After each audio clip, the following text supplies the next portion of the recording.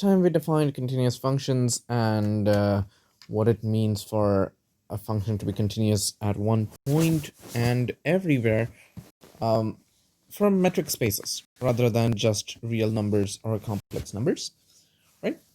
And um, we defined what it means for a map to be continuous into Rk or from Rk to R.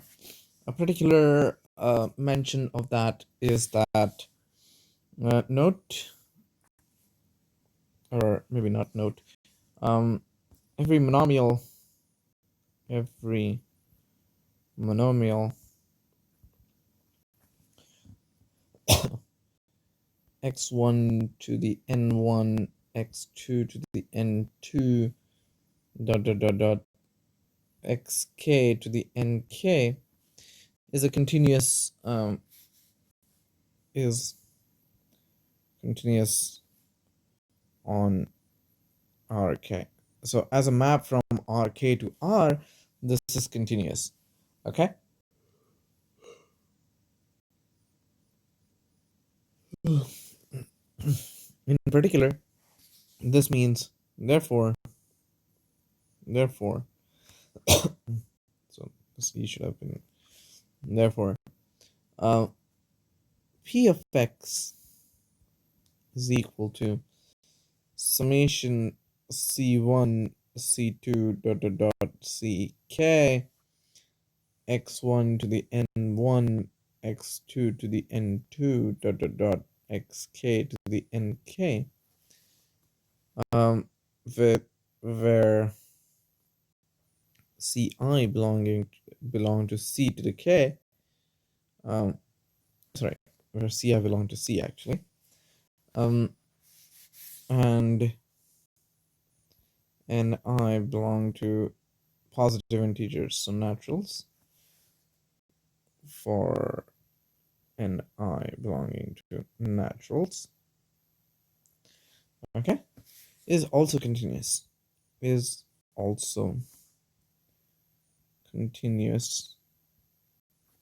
as map from Rk to R, right? So polynomials in multiple variables are what do you call continuous, okay? Furthermore, because we know that real functions are things work with real functions, we can show that, or if they're complex, if they're functions to reals, then they're complex functions, and so therefore every rational function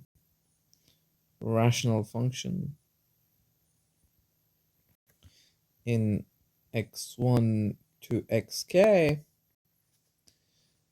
i.e. quotient of two polynomials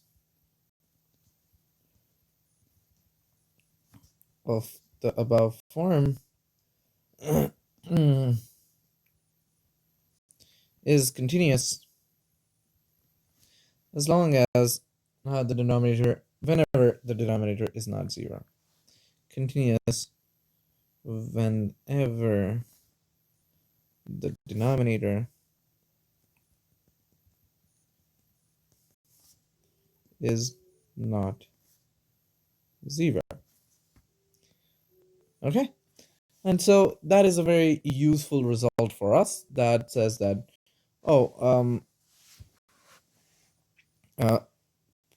every polynomial in multiple variables is continuous as long as it's mapped to reals. In fact, it's true for complex numbers also. We have some conditions. As of now, we are only talking about ni in capital N. Okay, but these functions are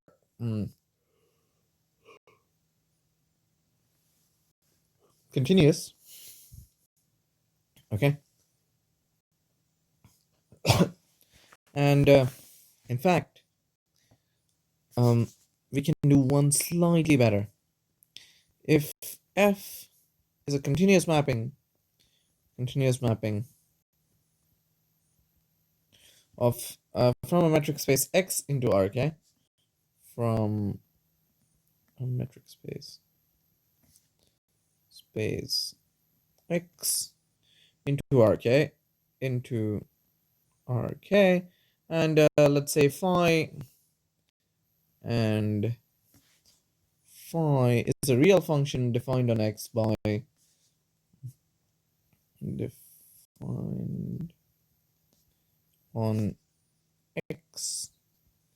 by setting phi of p is equal to absolute value of f of p, right? Then this is a real function. Then phi is a real function, but from the previous theorem, it is actually also continuous. Phi is a continuous real function. Okay? So whenever we take such a thing, life is good.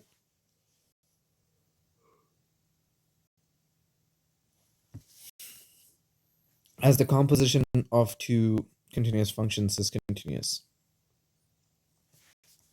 Okay? So this was still in relation to the previous theorem. Now let us talk about continuity and its relation to compactness.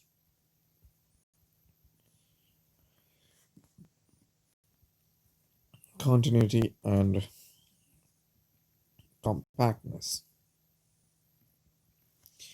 Okay? So for that we need a definition. This is a standard definition you have seen before for real functions and other things. Here we are just generalizing definition. A mapping F of a set E into Rk is said to be bounded.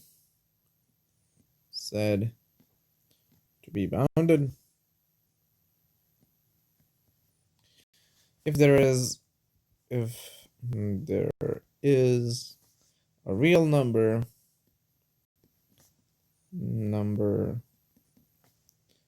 m such that absolute value of f of x is smaller than or equal to m for every x in E. Okay? Theorem.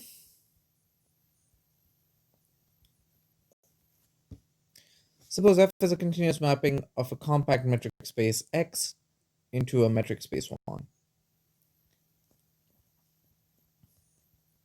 F is a continuous mapping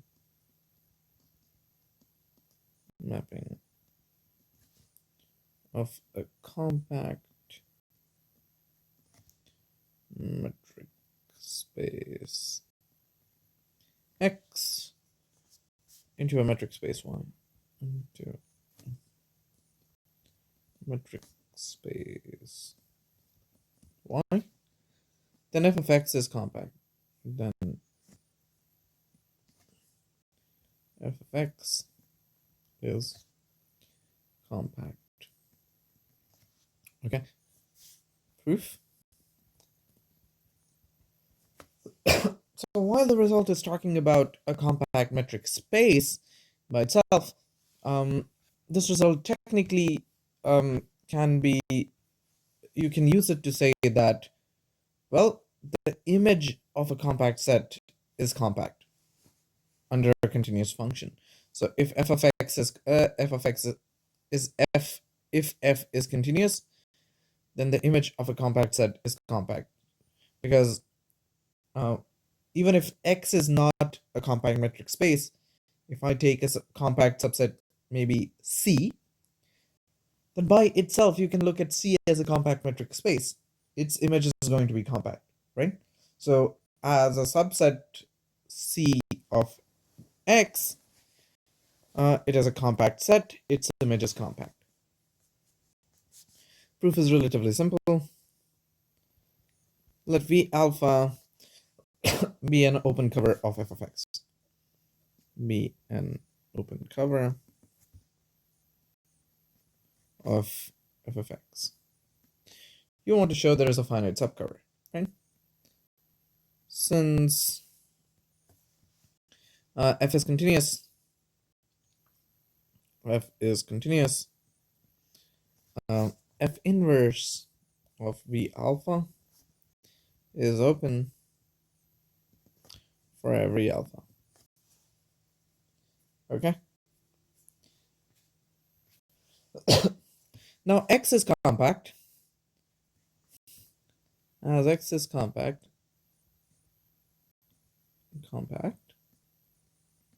there are finitely many indices. There are finitely many indices alpha 1 to alpha n, such that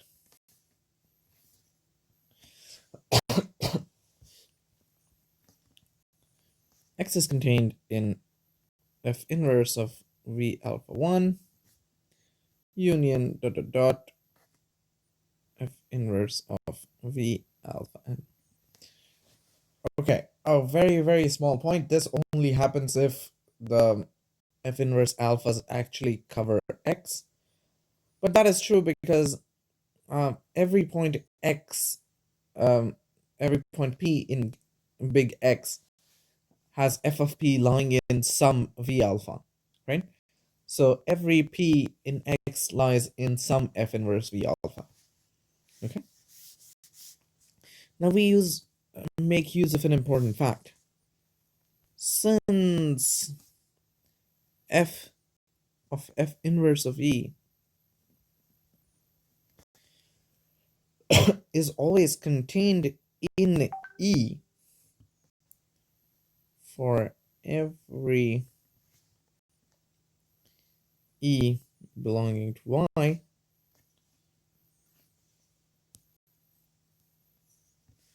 we get f of x is contained in V alpha 1 union V alpha n, and therefore this is a finite subcover. Therefore this is a finite subcover. A finite subcover as required. Okay.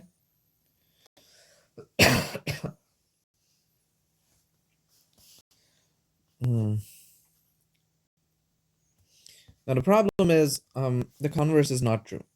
Note pre-image of a compact set, pre-image of a compact set need not be compact. Need not be compact. Okay. For example, look at the function which is defined on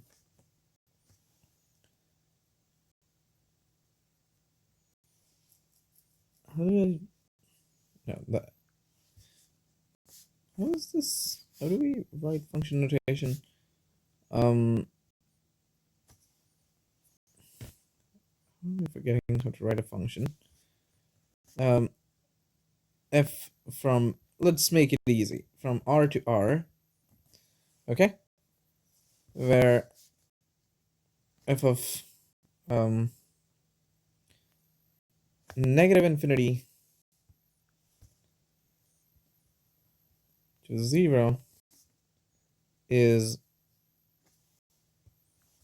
f of z equal to 0, okay, and f of x is equal to x for every x greater than or equal to 0. Okay? Let such that.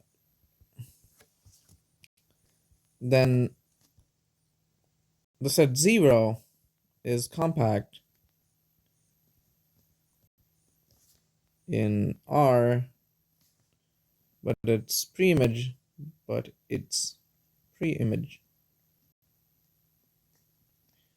F inverse of 0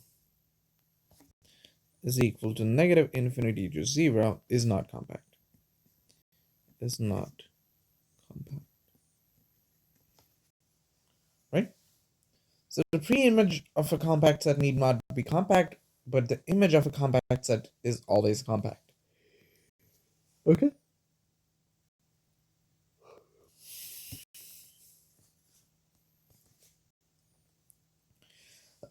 Let us look at some important consequences of this theorem now. Theorem 4.15. Did I label this theorem? I did not. 4.14.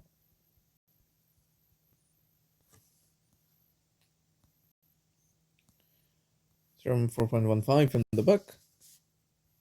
I might skip some results which I don't think are particularly interesting or necessary or trivial. If f bar, whenever I write f bar, I mean it's a function which is a vector function, so it's into Rk. Okay? Is a continuous mapping. It's a continuous mapping of a compact metric space of a compact metric space X into Rk. Then f of x is closed.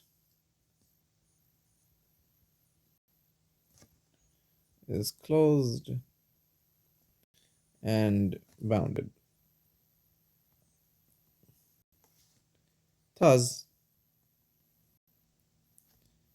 f bar is bounded. Proof? Well, it follows from the previous theorem. Okay? Directly, because every compact set from previous theorem and the result that compact in a metric space implies closed and bounded.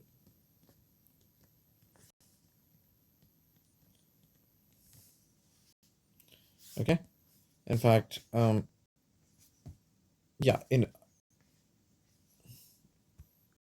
let me just say in Rk. In Rk,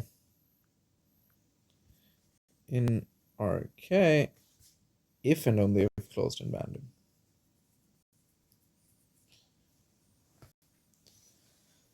Okay? An important consequence of this result is that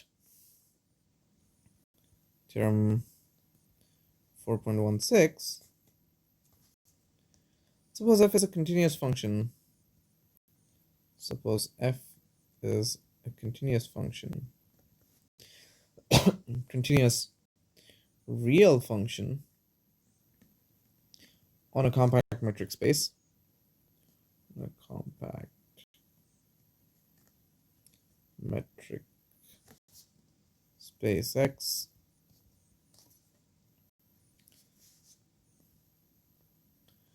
And suppose that M is equal to supremum P in X of f of P. Small m is equal to infimum P in X f of P. In that case, there exists points p comma q in x such that f of p is equal to capital M and f of q is equal to small m. That is to say, both the upper and lower bound are reached. Okay? i.e., the supremum and infimum are attained. The supremum and infimum are attained. So you have seen some similar results like this for functions from reals to reals. We proved the similar result that any function on a closed and from reals to reals. Wait, did I show it this semester or was it previous semester?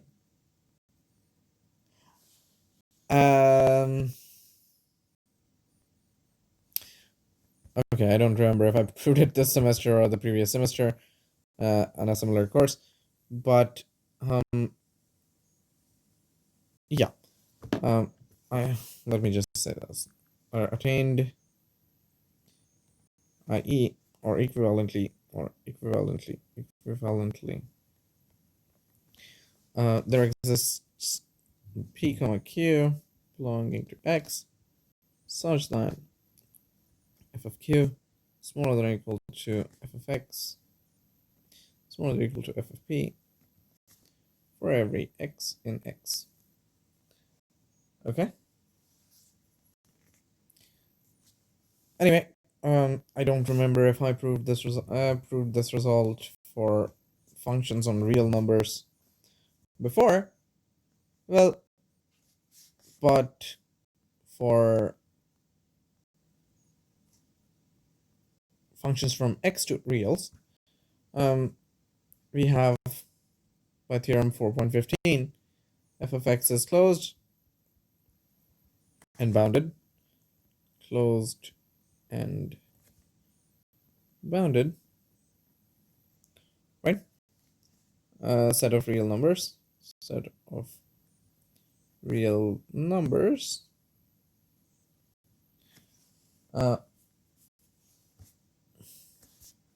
hence f of x contains m is equal to supremum f of x and small m is equal to infimum f of x, as both the supremum and infimum of a closed set are contained in the closed set. Okay, so by book it is by theorem 2.28, but I don't remember if those theorems we covered by number or since I was using a combination of notes. Okay, I'm going to write 2.28. I think that's the relevant result, but I'll leave it at that. Okay. Theorem 4.17. Suppose f is a continuous one-one mapping. Suppose f is a continuous one-one mapping. By the way, theorem 2.28 says, I think that what was it? Every closed set contains its infimum and supremum, so that's why the result follows. One-one mapping of a compact set of compact metric space. Compact metric space onto a metric space y. Onto metric space y. Metric space y. Then the inverse mapping f inverse Then the inverse mapping.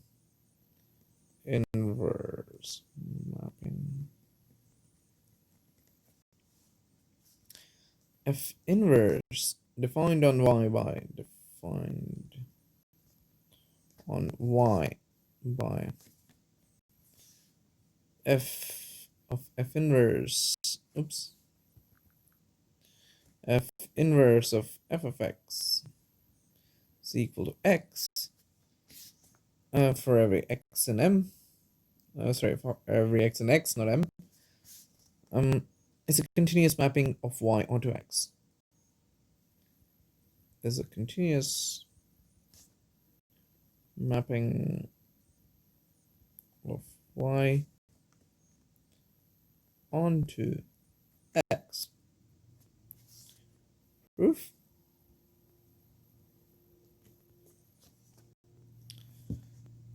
Well, applying theorem 4.8, applying theorem 4.8 to f inverse instead of f, we see that it suffices to show that f of x. So theorem 4.8 says inverse image of every open set is open. That is the equivalent definition of a continuous function. If I use that to f inverse, that is saying, well, inverse image of f inverse is f of an open set. So we are saying that, oh, for every open set V, its image f of V should be open. It suffices to show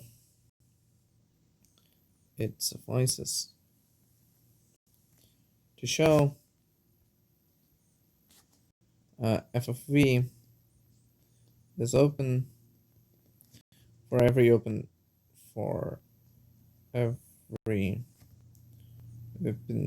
set V in X. Okay. So f of V is a subset of Y. We want to show it's open in Y for every open set V in X. Well, fix such a V. Fix V. Fix such a V. Fix such V. Okay. Then V complement is a closed set. Is closed. Right?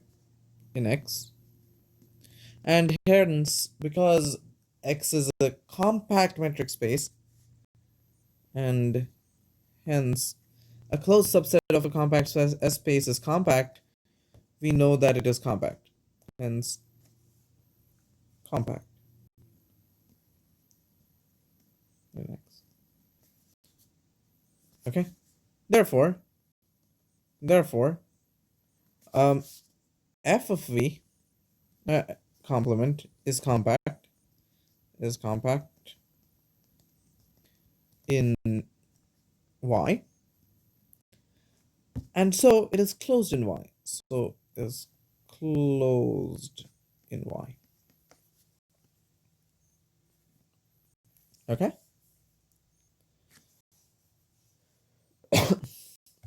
Since f is 1-to-1 and onto, since f is 1-1 and onto on f of V, f of V is the complement of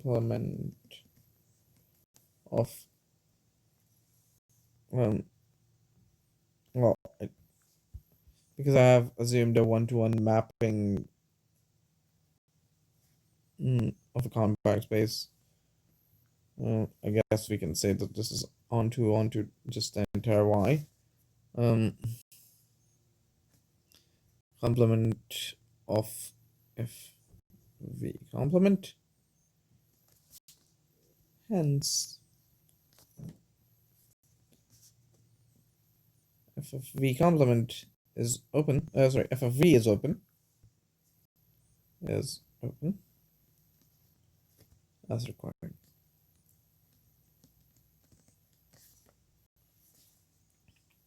right?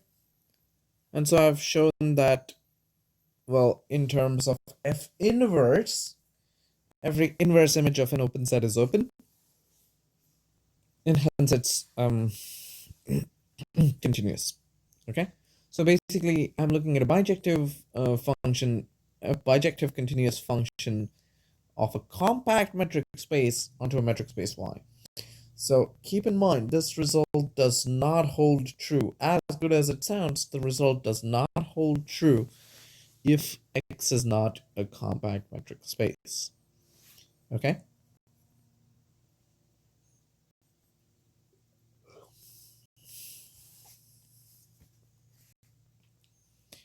Okay. We have looked at continuous functions. However, we will look at differentiable functions at some point. But before we look at it, there's one slightly better thing that we can look at. There is one step which is better than continuous, which is uniformly continuous. Definition. Let F be a mapping of a metric space X into a metric space Y. F be a mapping of a metric space X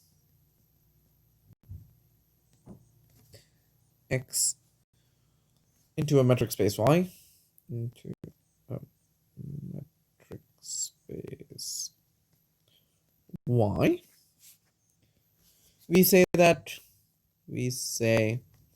F is uniformly continuous, uniformly continuous,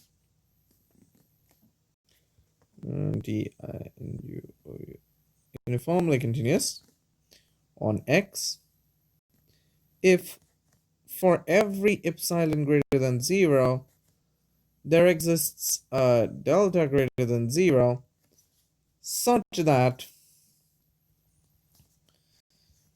the distance in y of f of, well, p comma f of q is smaller than epsilon whenever um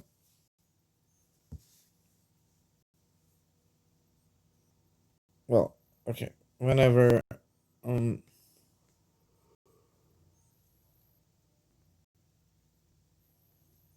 distance in x of p and q is smaller than delta. Okay, so why is this different from continuous? Why is this stronger than continuous? Note uniform continuity. Form continuity means the same delta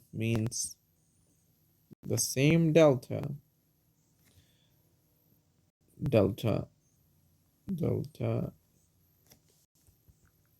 same delta works for the same epsilon at every x. Okay, it does not matter what x I am choosing in my definition of continuous, the same delta will work.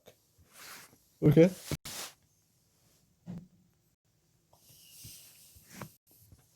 and that is not something that is true for continuous functions, like not necessarily true.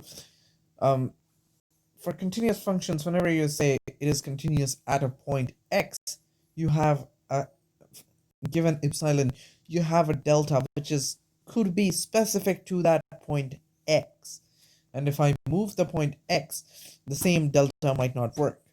Okay, uniform continuity is a property of a function. Uniform continuity is a property of the function on a set, okay, it does not make sense to ask it does not make sense to ask if a function uh, a function is uniformly continuous at a point. If function is uniformly continuous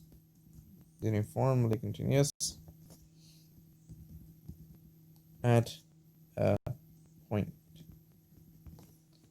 Okay, there is no actual meaning of uniformly continuous at a point.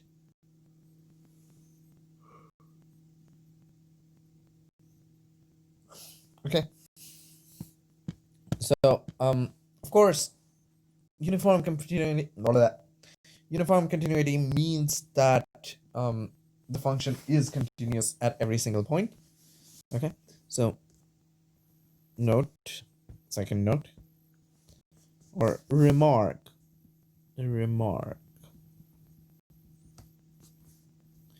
uniform continuity implies f continuous at every point. Okay, the converse is not true. Converse is not true.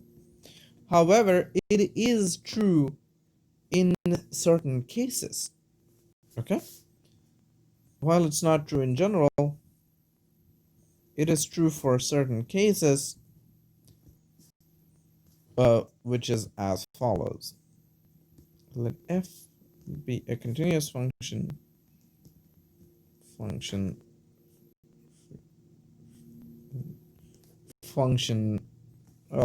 continuous mapping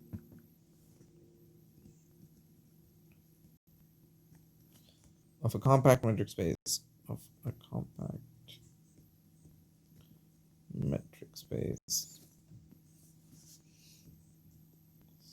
space X into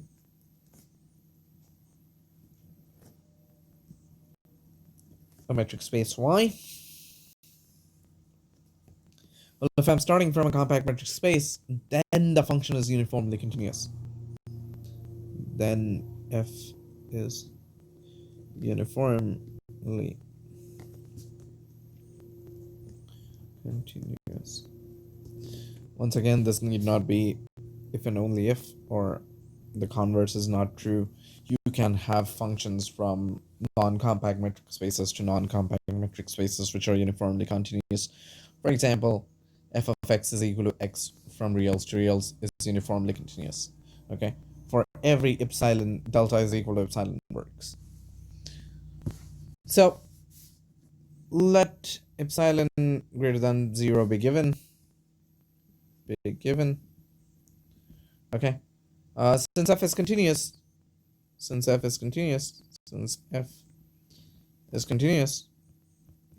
for every point p, for every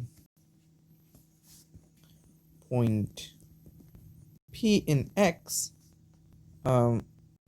you can associate a positive number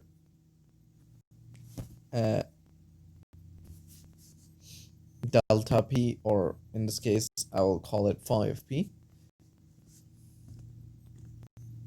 Associate a positive number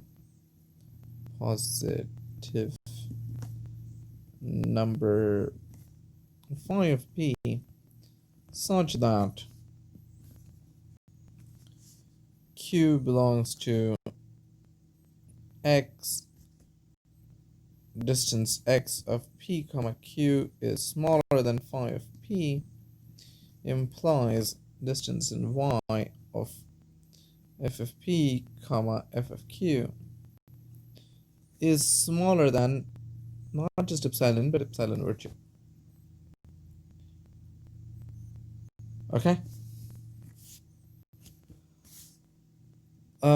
Let Jp be the set of all points. Be the set of all points. Set of all points Q belonging to X such that distance in X of P and Q, distance in X of P comma Q is smaller than 1/2 phi P. Okay?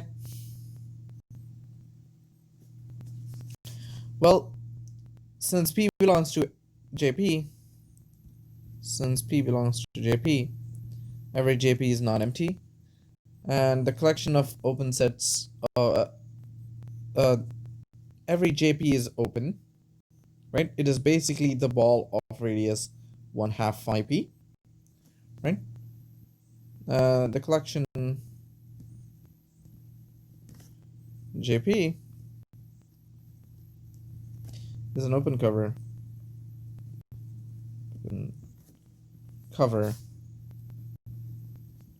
of X, and hence there is a finite subcover. And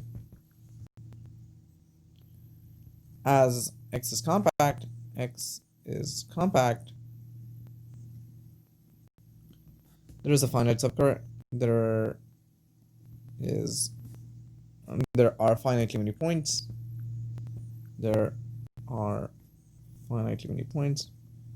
Finitely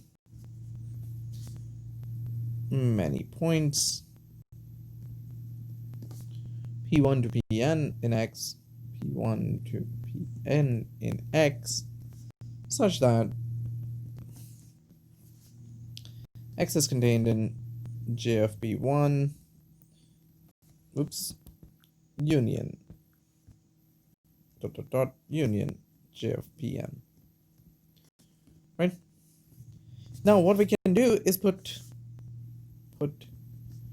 delta is equal to minimum of phi of P1 to phi of Pn. Okay?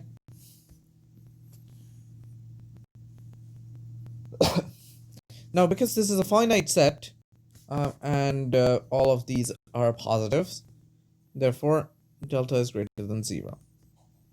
Okay? This is an important result, because if this was not compact, you could have said, oh, let me take minimum of phi of P1 to phi of P for all P. That minimum could be 0, but because now this is a finite set, this is greater than 0. Okay? Well, I have taken delta to be greater than 0, right? Now I want to show that this delta works for epsilon, right? Now let P and Q be points. Let P comma Q belong to X such that distance in X of P comma Q is smaller than delta. Okay? Now, you might be wondering why we took less than half Pn or less than half epsilon. This is where the half comes into picture. Okay? Because I have this less than delta, there exists n,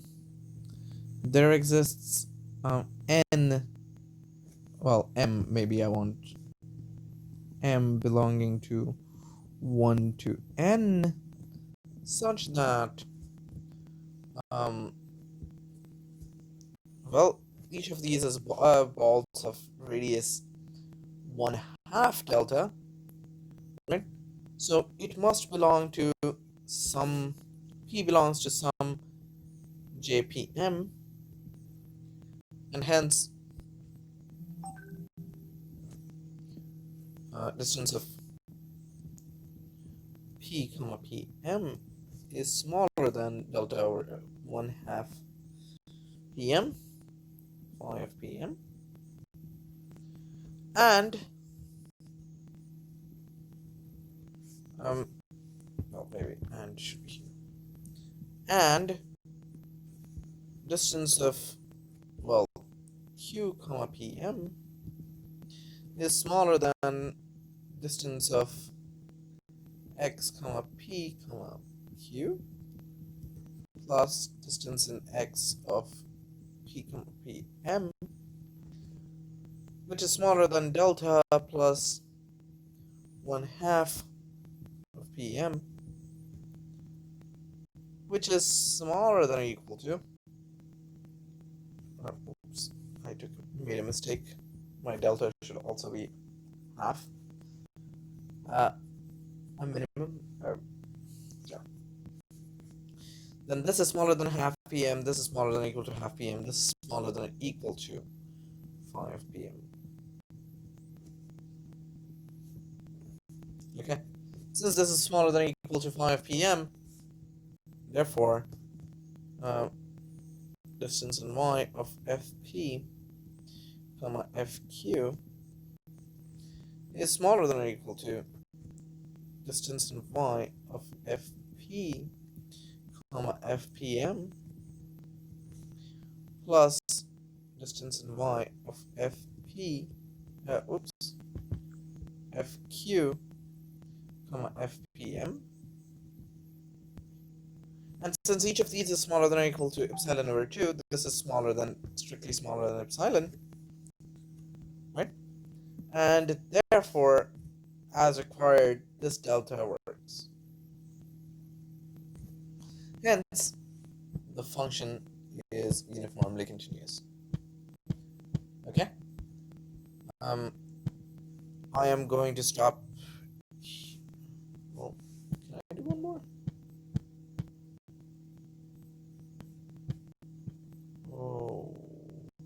Okay. Let me do one last theorem and then stop. Okay. Theorem.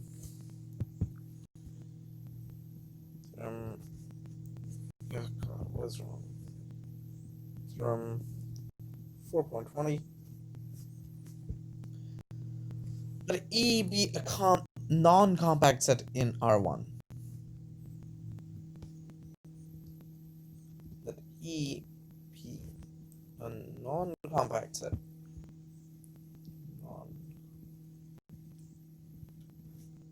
Set in R1. Then, first, there is a continuous function E. There is a continuous function on E which is not bounded. There is a continuous function on E which is not bounded. Second, there's a continuous and bounded function on E which has no maximum. There is a continuous and bounded function on E which has no maximum. Okay. Now, in addition,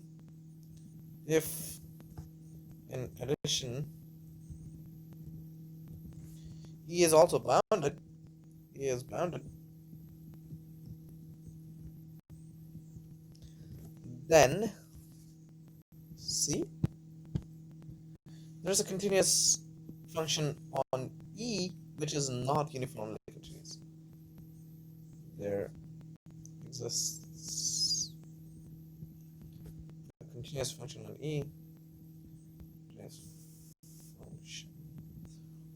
E, which is not uniformly continuous, which is not uniformly continuous.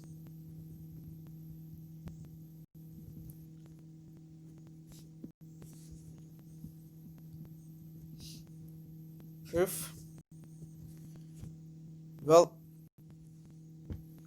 a special note. Let E be non-compact set in R1. We are not saying it's not closed. We are just saying it's not both closed and bounded. So if it is bounded, then we are saying it's not closed.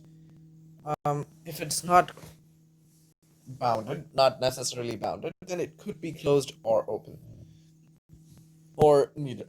Okay. So suppose first that E is bounded. Suppose E is bounded. Okay. Then E cannot be closed. Then E cannot be closed. Otherwise, it's closed and bounded. Therefore, it is compact. Right. Therefore, there is a point. So there is a point. There is a point x naught in E, or x naught of E. Well, let me just. There's a limit point, not point. There's a limit point x naught of E, which is not a point in E, which such that, well, let me just say such that x naught is not in E. Okay, if no such point exists, then it is closed, but we are assuming it's not. Consider f of x is equal to 1 over x minus x naught. X belongs to E. Okay. Well, the denominator is never 0 on E, right? And therefore the function is continuous. The function is continuous on E. Function is continuous on E, as denominator is never 0. Denominator is never 0. However, it is unbounded. However, it is unbounded. Right? To see that it is not uniformly bound, continuous. To see f is not uniformly continuous,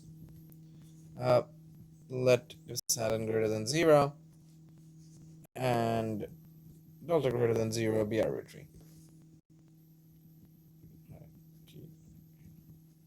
Okay, so for given epsilon greater than 0, suppose such a delta exists. Okay, choose x minus x naught smaller than delta. Right? Given any delta greater than 0, you can choose x such that x minus x naught is smaller than delta. Otherwise, x naught is not a limit point. Okay? Now, taking t close enough to x naught, close enough to x naught, we can make difference f of x minus f of x naught.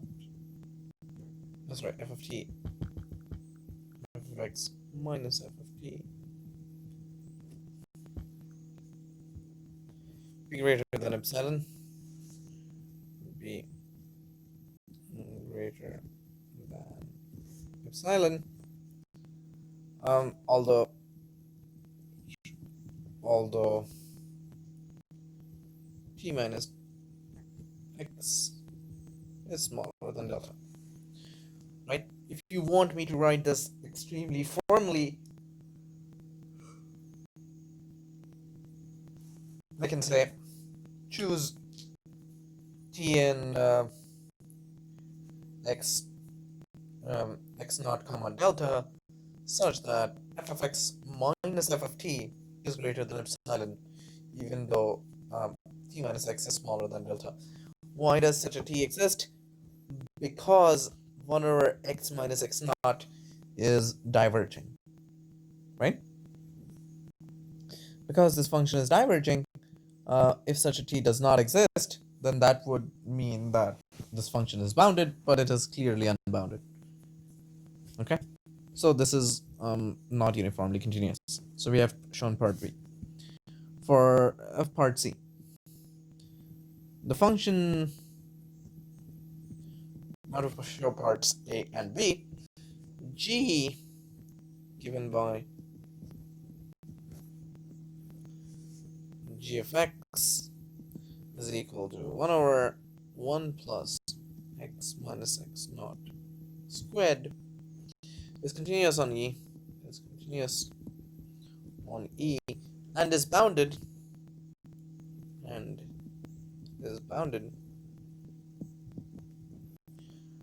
since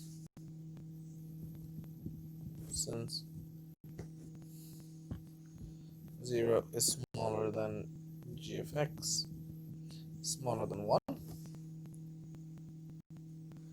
Okay. Now, it is clear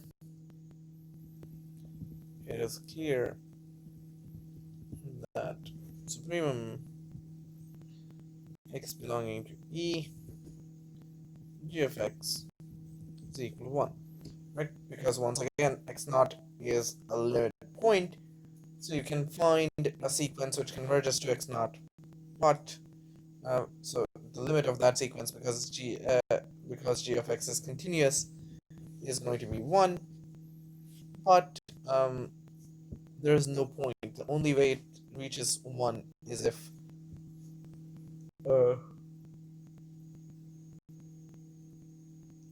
x is equal to x naught, but x naught is not in E. Okay. Whereas g of x smaller than 1 for every x in E, hence because g has no maximum, max. Okay. So the maximum is not attained on E. Now suppose we have so that proves the theorem for bounded. Okay. So now suppose E is unbounded. Suppose E is unbounded.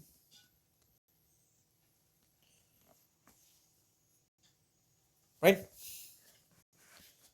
Well, if E is unbounded, then f of x is equal to x takes care of A, establishes A, right? Because A just asks for an unbounded function, right? So if E is not bounded, f of x is equal to x takes care of A, and whereas h of x is equal to x squared over 1 plus x squared, x belongs to E, establishes B. Establishes B, since once again supremum h of x, well, x belongs to E, is equal to 1, and h of x is smaller than 1 for every x belonging to E. Okay.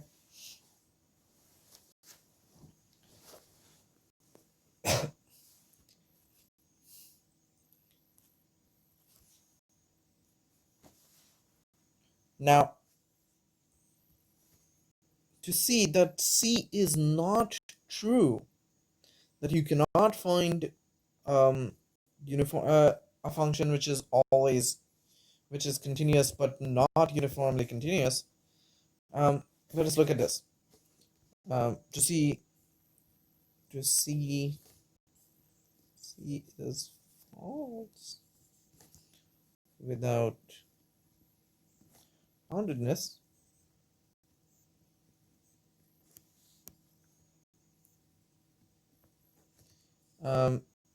Let E is equal to Z, which is the set of all integers.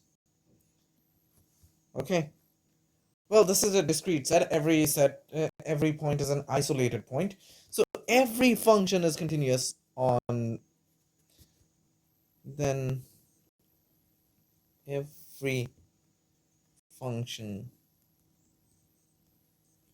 on defined on E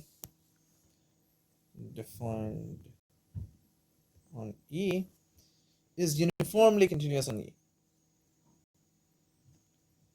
Is uniformly continuous on E by taking delta smaller than 1. Okay? Because as soon as you say delta smaller than 1, or if you're so inclined to delta smaller than 1/2, or whatever, the only point in that ball is going to be, well, let's take delta smaller than 1/2. Okay? Well, actually, since it works for,